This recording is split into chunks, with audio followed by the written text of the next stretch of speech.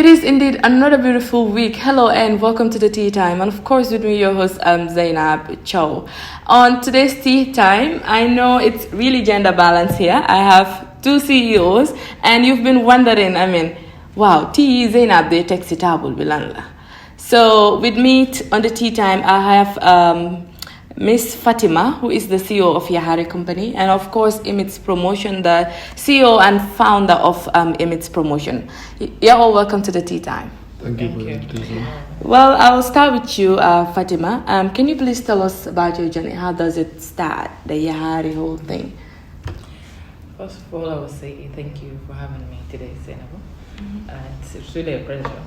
The Yahare business started back in 2019 in March. I started with the production of a herb called vetiver that we do consume as a Sarahule. Vetiver is very common and is very known in our Sarahule society. So as I'm a working person and then a very busy lady, the idea came up that why not, because I always drink tea as well. So that's where the idea came up. I was like, why not we have this vetiver as a tea bag instead of drinking it, instead of being lazy about it. Yeah, so I communicated with my sister about it. She supported the idea. So that's how the business started. I did my research on how to make tea bags. I did my research on the quantities that are supposed to be consumed. I decided to collaborate with women farmers in Gambisara as well. So that's how I started the production of these teas. So along the line, I had this demand of these other herbs, which is the mbonbor, the kinkilibas, and the mbonbors, and the moringas. Yeah, so I decided to jump into those as well. With all that, I did my proper research on how these teas are made into tea bags and how they are being processed. So basically, that's how the business started. So how does the name come about, the Yahare? I've been wondering, and a lot of people are like, Yahare, Yahare mean? Yeah. You know? Yeah, I always have that question. So Yahare means woman in Sarahule. Okay.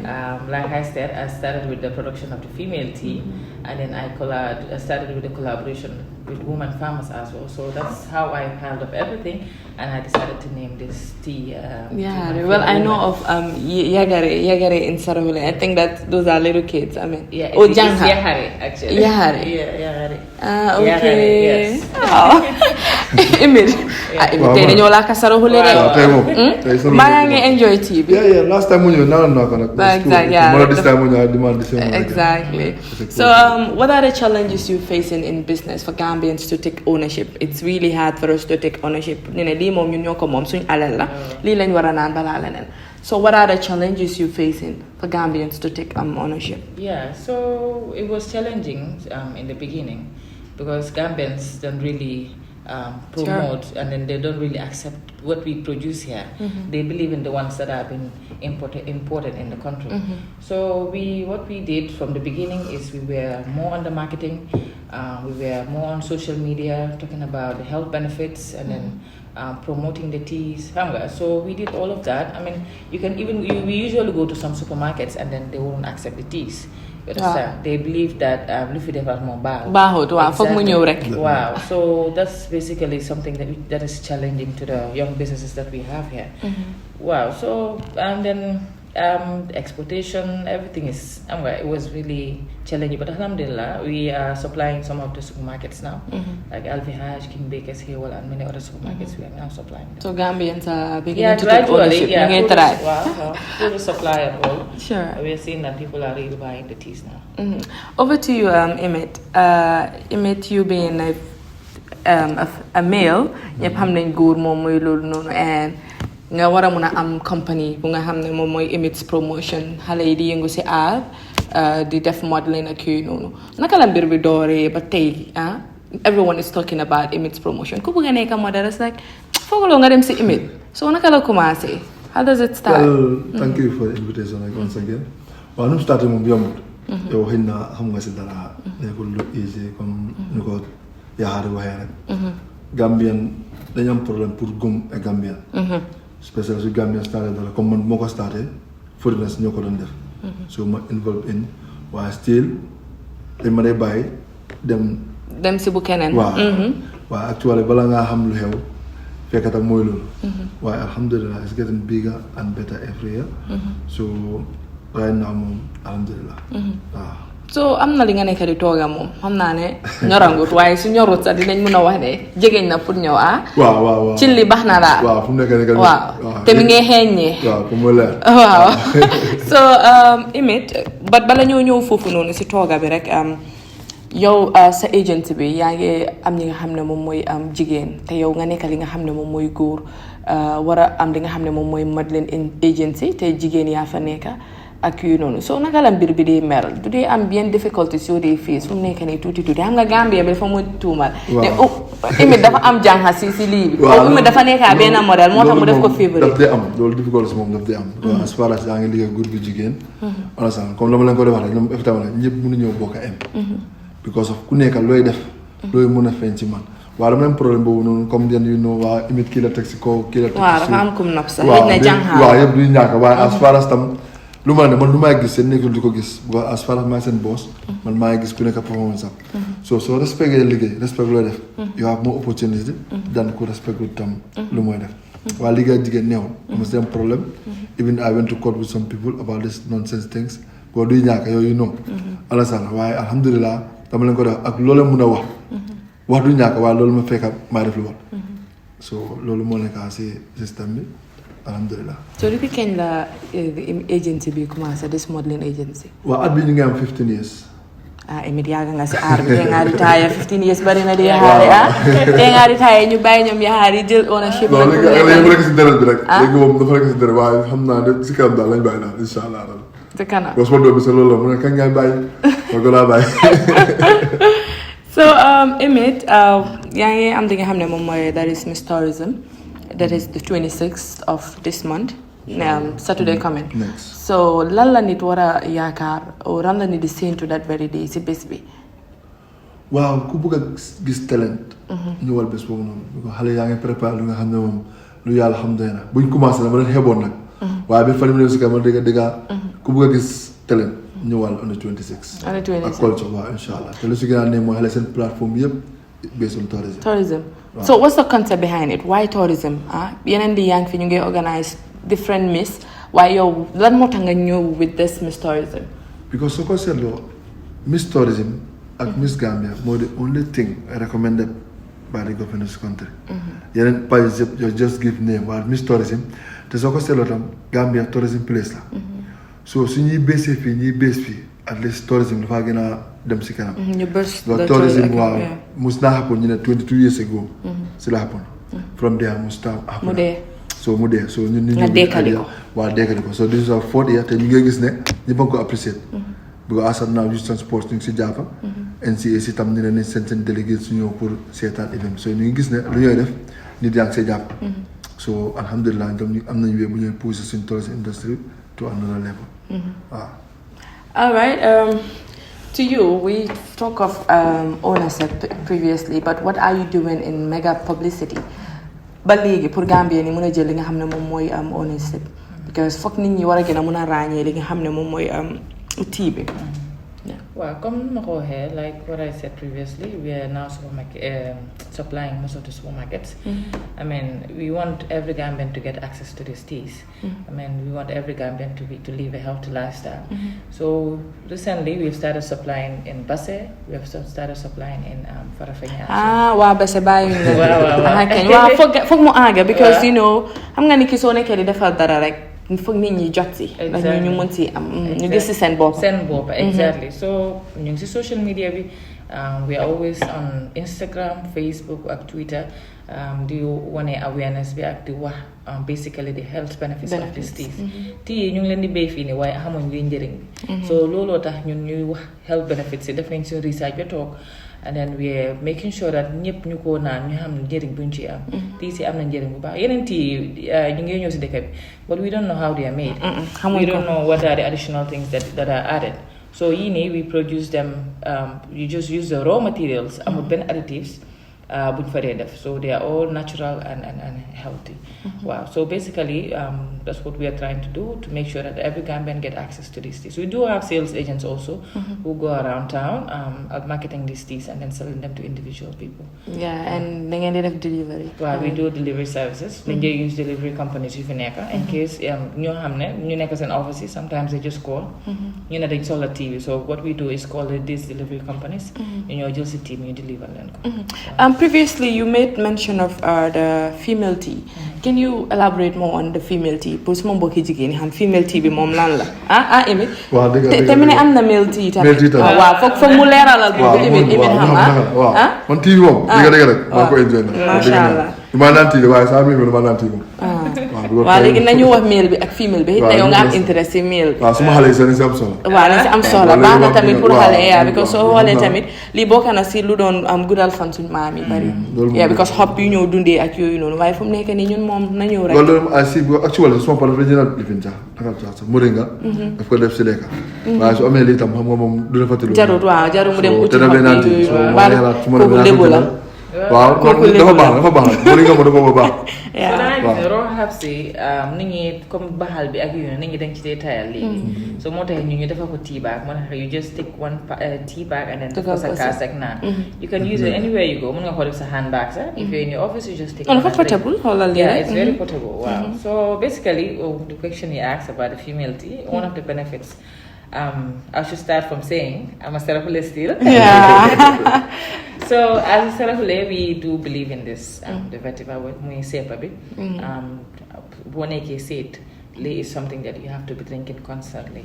Now I guess I see 1 week before just say 1 week. Well, so 1 week whatever. So a female TB sepa pilenya de bahal more than niggas drinking water. Men sa pepe soup in a little also for that sepa. Wow, because jigen you they just say they usually have this cramps. I mean, if you're a boy, you do have this experience of bilirubin, you know. So the vetiver more they ease cramps, you know. Yeah, and then the women, they are also going through menstrual cramps, you know. The vetiver also helps in that. So we then got it for the vetiver, and then vetiver moist and then it has gowe, it has cloves, and then other beneficial herbs. You have Nigerian chicken. So we have other women they go through menopause. So they go and get difficulty dryness when it comes to intercourse so female TB not quite drink it eases you definitely help but it level definitely your head bunny tamit and then it cleans again mom definitely detox serum but definitely cleans tamit wow so male TB mom to vetiver link ko defare wow so gaay tam ñu ngeen déglu du man kër waaw ak góor yëpp di ñëpp déglu leen so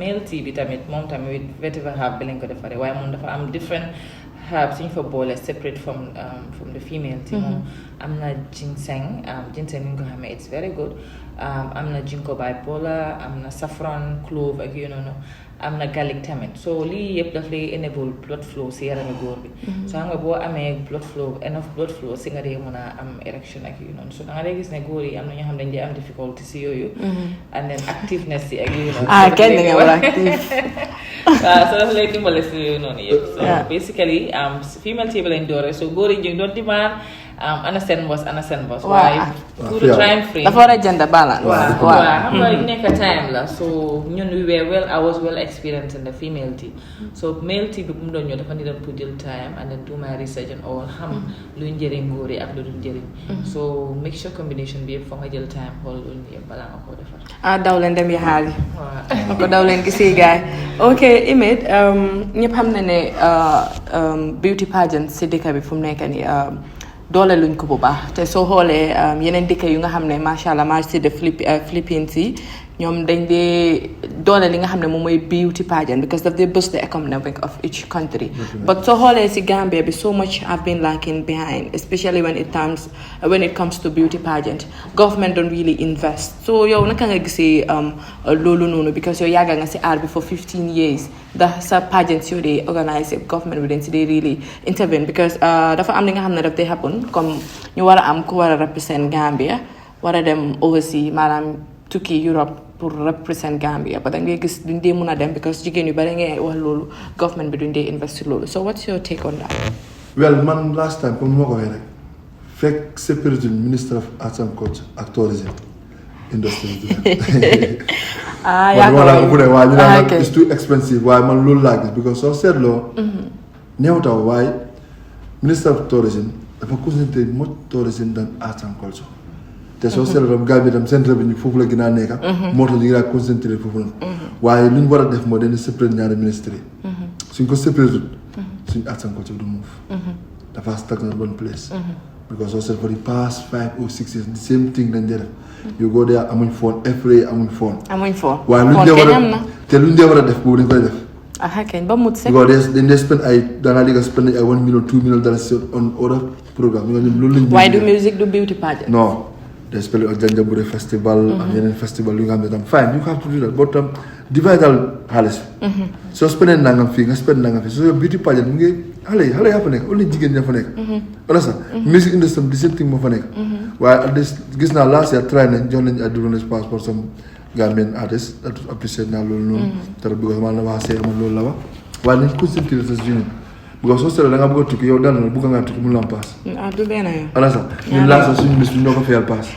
we get $52,000 I spend si benn nit mu nga government bank mu la ñu dimbali ci loolu non so te every year am na ki wala yow am nañ ko yóbbu kenn la yóbbu mu la yóbbu kenn ki bu amuñ xaalis boobu noonu because so selo si organiser programme profit bi ñu am sax du yegal loolu noonu so wala gën $52,000 def ko si benn bis dafa métti so suñu yóbbu kenn nekk sax ñu yóbbu kenn te daf dee war a mën a ànd ay delegates waaw du ko dee xalaat sax because at least war naa mën a dem ak kenn waaye yow kuy dem mënoo paasam doo ko mën a boolee keneen so at least war nañ seen government ñu jàppale ñu si loolu noonu suy afrique sax ñu ne page mu nekk nañ fayal kenn wala ñaar at least pour ñun di ko bàyyi dem ñoom la because soo xoolee imit doguma la sax but soo seetloo am na ku fi génnoon dem beneen dëkk represent Gambia buñ demee dañ ko laaj Gambia fan la nekk ñu bari xamuñ Gambia so with this beauty pageants dangaa gis danga dee mën a sell the country ba pare comme nu ma ko waxee daf dee ba soo xoolee Philippines yi ñoom dañoo seetaan lii online dangaa gis dañoo yónnee délégation even queen bu war a dem sax moom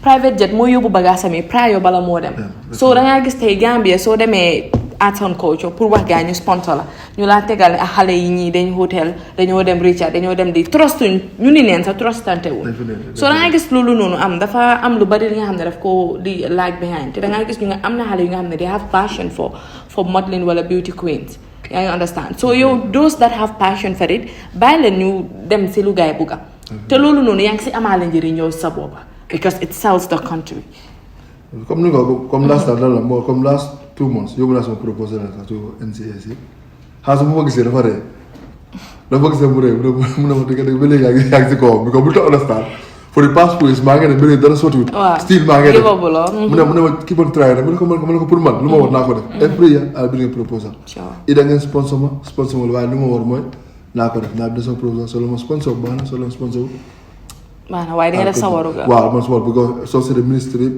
dama dee yóbbu suma proposal yëpp GT board tam same thing GT board tam maa ngi ko ñaata yàpp tam man loolu ma gën a ñaar GT board da ngaa gis ñu sponsor ay daw athletics ñu sponsor all event tourism board Miss athletics sa léegi lañ ko doog a commencé di sponsor waaw Miss Tourism Gambia time Gina Bass mii lañ doog a because Gina yàgg naa daw kenn xamul lu ma mi ne sponsor ay event ay tournament waaw yu ndaw yi waaw as a tourism board nga sponsor loolu noonu yow mun loo sponsor Miss Tourism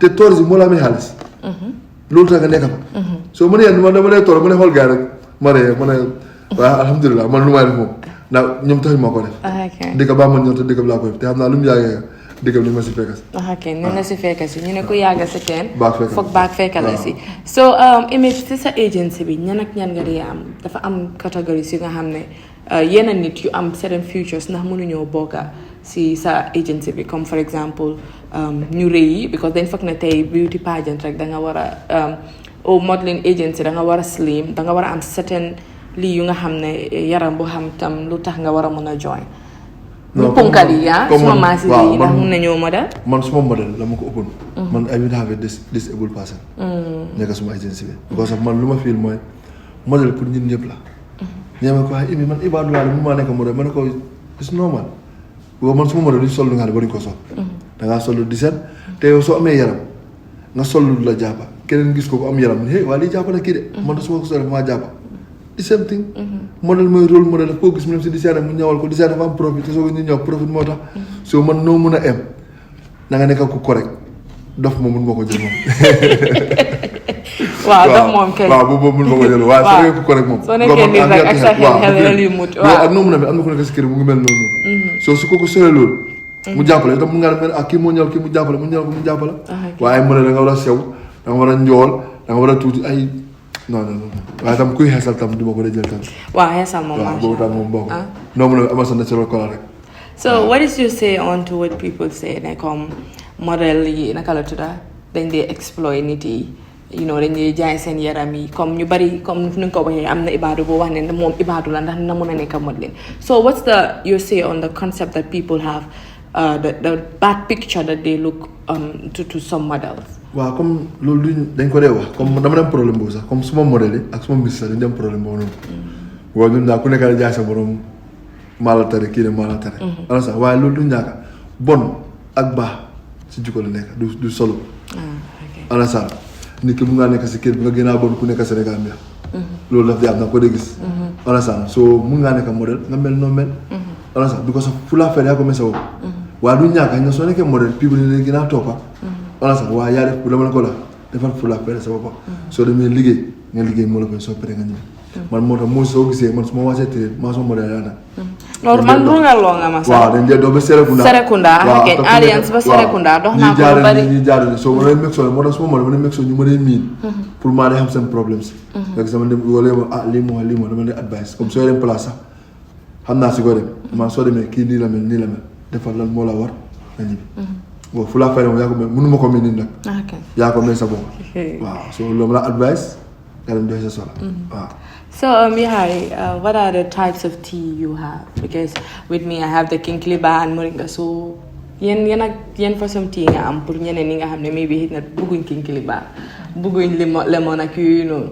Well, currently we have 11 varieties. am nañ comme noo ko waxee kinkiliba baa ngi fi mbor lemongrass am na. lemongrass mixed with ginger bi. am nañ mbor bi am nañ mint bi. am nañ mint mixed with lemongrass as well. am nañ female tea bi ak male tea bi. waaw fanaa currently yooyu lañ amaat ba moo nekk 11 varieties. waaw man am na ñu nga EMIDS moom dama ko recommend na jël male tea bi. male tea bi tamit. waaw ak lemon bi because yow lan nga nekk di naan. moringa la naan. non man maa amee moringa bi mooy moringa bi. lii moringa la booy. daal ko moringa la def. tey ma dem moringa laa ne naan man. moringa nga dee naan. waaw man daal moringa ma ko. la moo tax nga bëgg ak moringa. non dafa baax la day raxas deret. nga nit yi xamuñ lu mu nekk si moringa man dama woon suma benn oncle from Sénégal dafa mos a ñëw. moom loolu moo liggéeyam. daf ko dee export to France. so moo ñu wax lan moo njëriñ moom moo tax boo ko dee caaxaane. waaw bu fa raxas deret te dafay dal ñu ne comme ça blood pressure bi. so yow moom moringa bi nga si taamu. waaw moringa rek waaw. waaw boobu nga nekk di naan. so te daf dee doole xam doole fil amul benn test it's normal it's good. cafka bi yow ban góor nga nekk di fil. yes maa ngi su ma ko naan ma ne fii nu mu dee wàcce sama ko leen jot. moo tax soo concentré mën naan tuuti baax. oytu koo jeexal waaw soo jeexal you have more of it. waaw bii ma dama ko jeexal waaw yow nag ban nga am. bon maa ngi amee lii bi ginger bi. Okay. Yeah, and I know it feels good. The ginger moom baax na si yaram. For the slim people. Wow, ginger am na feedback through our research tamit daf lay toj biir ak yu noonu. So jigéen ñoo xam ne ñu ngi am biir yu. dafa fancy waaw. xadi na daw gaaw ut si bi. waaw ak wonjo bi tamit parce que lay wàññi graisse. waaw soo xam nga nit ñi dañ believe ne dañoo naan wonjo rek dafa juice ak yooyu noonu waaye wonjo bi am na tea waaw we have the wonjo tea waaw so di naan wonjo bi tamit daf lay wàññi graisse yaram bi and then these teas they have antioxidants yoo xam ne dafa baax si yaram wàññi infection si yaram nit ñi ak yooyu so nu mu ko waxee moringa bi is very good lu mu dee prevent si yaram daf lay prevent 100+ diseases si yaram nit ki waaw so kinkiliba bi tamit is very good for blood pressure ak ñoo xam ne dañ dee am yax yu dee miiti moom baax na si torop mbor bi same thing moom daf lay régulate ñu am diabetes yi ak yooyu noonu baax na moringa bi tam the same effects diabetes ñu am diabetes yi ak yooyu noonu baax na si ñoom ñu dee am biir yu wow yi tamit mbor bi is very good for it booy am seere nii always di naan mbor daf la dee relief waaw so numerous health benefits si tea daal.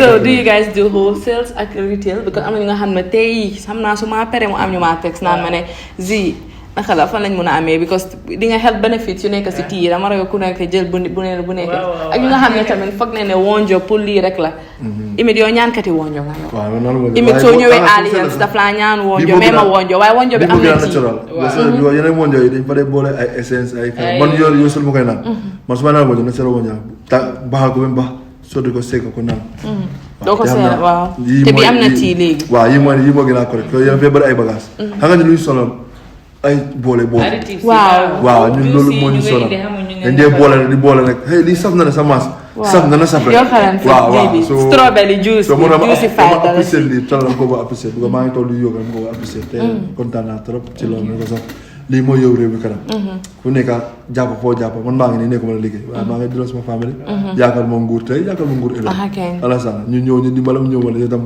likewise Fatima so lii moo ñu war nañ try pour jàppale ñu ne neen alasana soo seetloo yeneen dëkk yi comme su li lay happen even if we go to Sénégal dafa am time du ñu export soo gisee ñu ne sukur ñu ko daan jëlee fi di ko sumagul pour Sénégal dañ defar sukur waaye sukkur yi Europe bàggin Sénégal dañ baan sukkur yi Europe du fa dugg bon wax nañ dëgg yow bi tamit bu ko dee jaayal sa bos ni ka waaye léegi su dee beneen tur mun na ñoom soo ko mënta baax sax minimize import of teas to this country soo ko gis ñun suñu bos dafa jar soo lii moo ñëw yóbbu kanam nit ki da nga war a selfish fekk selfish loo c'est di ko dem kanam because soo seetloo ñu ne Gambia dañ daan dem Sénégal di play music dañ ñu stop dañ dem ba si borom ñu ne doole fi dugga dañ ñu stop gars yi liggéey seen musique boobu ba léegi ñoom ñoo ñëw fii depuis les musique soo ñu tam ñu lay ñëw suñu toree stop comme luy ñëw ñu stop ne ma ne tii nangam du fi dugga tii ñoo fi dugga dañoo jëlee tii bi by force after we get used to it next 5 or 10 years soo nee tii bi ñëw fekk tii bi dugga na sa market war so ñu ngi oot government bi ak ñu nañ jàppale doomi réew mi ñuy comme yu fi nekk ñu fi liggéey si réew mi ñu wàññi import bi for naa loolu mooy yóbbu kanam dëgg la because we have a lot of young people that have been doing immensely in nation building especially soo xoolee tey jigéen ñi ñu bari dañoo wax ne jigéen dafa néew doole but xoolal tey lii jigéen a ko defar so it's higher time ñu appreciate take ownership onto what we have or onto what is us because soo xoolee doomi aadama bi we prefer something that is European than that is African li nga xam ne ñun ñoo ko moom so it's higher time nag ñu jël li nga xam ne loolu lañ moom this is us and of course Yahare is us waaw ñu koy loolu la ñoo ñaax nit ñi so ñu si bëggoon comme wholesale ak retail naka la ñoo def ba jot si waaw so wholesale it's available ñun basically that's more of what we do ku bëgg a wholesale danga ñoo call on 3590202 ñu ngi fele Bijulo ku bëgg a retail bi tamit mun nga ñoo call still we do some part of retail waaye dañ di advice nit ñi tam nga dem fu la jege rek si suñu market si ak yooyu loolu lu moo ñoo gën a jënal ñun tamit nga gis suñ products yi mu nekk si store si ak yooyu waaw so at last station si seen mini market si seen supermarket si yu noonu mini market si so ñu ngi ko amee waaw so ak yeneen business yu ndaw yi ñoo xam ne ñoom tam they are selling ñoom tam ñoo xam ne ñoom it ñu ko jaay so basically ñu ngi si internet bi Instagram as Yahare Herbal Tea Facebook the same as Yahare Herbal Tea ñu ngi on Twitter tamit as Yahare Herbal Tea so foo ñu send message rek we get back to you as soon as possible waaye sa njëlbeen lu ma la doon defalal sa tea bi yaa ngi ma wax ne bu ma fa def sukkur why that lu tax sukur bëgguloo si sukur you just want to feel the tea like that. waaw so da ngay gis ne tea ak sukur sax fii la gën a bëri di naan boo demee outside soo waxee sukur dañ la wax ne tea ak sukur yow ngay naan tea ak sukur kon naka ngay xamee taste bi waaw naka ngay xamee taste bi ak naka ngay njëriñoo si tea bi sukur baaxul si yaram nit ñi ñu bari ñu ngi wax ne ok dama bëgg a wàññi yaram dama bëgg a diet ak yooyu waaye yaa ngi lekk sukur du booy lekk sukur doo mos a wàññeeku du wàññeeku exactly so tea yi dafa ànd ak ay health benefits so boo wuyee am si health benefits yooyu noonu man I will advise not to take it with sugar preferably ba pare tea tamit boo ko enjoy tamit pour nga xam taste bi si boppam booy naan tea boo ko defee sukur taste sukur bi nga am doo xam taste tea bi man tii daal moom non du ma ko naan sukur sukur daal ataaya moom boole moom su paree du ma ko naan waaw jeex fa nga feel lii bi tea bi te fa naa ne sooy naan lii bi but it's good pour ñëpp ñu nga xam ne am yéen da ngeen bëgg a slim mën nga naan li nga xam ne moom mooy Yahare lemon grass ginger tea bi wala still tam moringa bi because lu mu wax tam ne day wàññi fats waaye bu ko boolee sukur soo boolee sukur doo musa wàññeeku de soo bëggee gis result wàññi sukur génnal sukur sa diet bi gis nga boo génnee sukur sa lekk yooyu lekk sax dangay gis noo day wàññeeku sax waaw so cut down sugar. Sugar more is not advisable. If you want tutti tester, you can add honey. It goes along with honey. Honey time it has its own health benefits. You have to combine it with TV. It really works. Wow. So imit fan nga danale because what le agana sa ndong le. Wow. So ak 26 bi. Nak lan la nit wara gis. 26 mo du yomb. Na many waaw daf yi xeex si waaw marché pour mu leer ko xale yi fu nekk fu ñu peral moom 26 di yomb te maa ngi gërëm tam suma gars yi suma fa nekk suma trainer si ay na lu dem mën a ñëw si TV bi because of ñu indi other things so maa ngi gërëm ñoo jàpp si mbagay waaw ñoo jàpp si mbagay comme ni ñu ko defee rek EFO mu ngi fa EFO wali Binta Fam si ak Horega ñoo fa nekk di góorgóorlu so maa ngi la gàcce njaarama ne liggéey ñëw so maa ngi everybody to come and support because it's Gambian thing and 26 moom jaamahol moom te ngeen teel a ñëw because this year dañu bëgg a teel a start bu fi daal di waa this year moom bëgg na teel a start because lu ñu bëgg a def bëgg a bëri so dañu bëgg a di teel a ñëw support si ba pare ñu ngi teg kër ku win kër ñaar Yahare duñ dem context next year Pon naa war nañ ci kër dugga de duñ dem next year dina am waaw kër bi daal moom every year bi am daal insha Allah waaw te dañoo deful tam kër soo jëlee ticket tam mun ngaa win kër tamit ñaari kër la léegi mu ne naka la tudda ku win kër soo demee tamit soo jëndee ticket mun ngaa la ki am kër Yahare nañ jënd nañ dem wala ñu jënd bi suñ amul kër fii am kër next year ñu dem contest waaw loolu neex na soo léegi loolu la ñoo tëjee nañ ñëw support ci te ku win tam fanaa di nga represent Gambia suñ boss la te international sa woon soo Miss Tourism te am na leen luy ñëw si gannaaw Miss Tourism waaw dañoo pare pour def Mr Tourism tam at bi waaye yow Mr Tourism mooy lan moom waaw dëgg góor yi tamit waaw góor yi tam waaw su jigéen daal ñu ngi lu góor di def foofu lan la góor la promotion la yoo xam nga surprise la ku ñëw di nga fekka di nga gis doo sa gis waaw te suma cameraman yi daw si Mr Tourism bi waaw ok Emit that's all Fatima lan nga am pour daanale comme tamit ba léegi tam ñu bamtuwaat ki nga xam ne bëgg nañ si products yi naka la ñoo def ba am ko fu ñoo dem price bëgg na su pere nga buub waaw su pere nga it's very affordable dañu wàññi price bi comme Gambians yëpp nuñ ko any catégorie boo nekk rek you can purchase the teas waaw so ñu moom it maa ngi ko gërëm because mu ngi dooleel jigéen ñi nga ko waaw dooleel jigéen ñi moom am na solo waaw so non jàmbaar waaw jàmbaar bi toog so waaw so tii maa ngi ñaax Gambians yi ñu support suñ business yi business yu ndaw yu fi nekk ñu support leen loolu mooy yóbbu réew bi kanam mooy yóbbu business yi tam kanam so basically lu ma waxoon mooy we are in the supermarkets ku ñu soxla you can call us on 359-0202 jigéen ñi tamit ñoo xam ne ñu ngi béy if they want to collaborate with us they can give us a call ñoo xam ne ñu ngi am herbs yoo xam ne ñu ngi koo liggéey ñun we are always open to work with suñ fellow women si ñoo xam ne ñoom it ñu ngi si wàllum béy bi and production bi tamit mel ni agriculture of course maa ngi gërëm suma customer yi tamit burut ñoom duñ fi nekk tey waaw so maa ngi gërëm seen TV bi maa ngi lay gërëm seen abo thank you very much for the invitation gars yi yéen a ko déggandoor kooku mooy woon Yahare CEO young CEO la comme ni nga ko waxee let's support our own suñ alal la ñoo ko moom ba pare en soo ko xoolee ndaw bu nga xam ne la mu ngi daw dooleel li nga xam ne moom mooy moromi jigéen yi mooy ñi nga xam ne women in agriculture te ko seetloo Gambia fii mbéy lañ xam about 75% of the Gambians depend on agriculture so masha Allah let's take ownership nañ dooleel luñ moom Yahare la tea bu neex la we have about 11 flavors comme ñu ngi ko waxee masha Allah and it has its health benefit and of course thank you EMIDS promotion for coming yéen tamit yéen a ngi def lu nice yéen a ngi def lu nice si aar bi jigéen yi bëgg a def beauty pageant having this concept or this misconcept from other people ne beauty pageant nii la dañ leen a exploit wala dañ leen a yaaxa wala da nga kuy yaaxu moo fa dee dem to clear the doubt is ne du loolu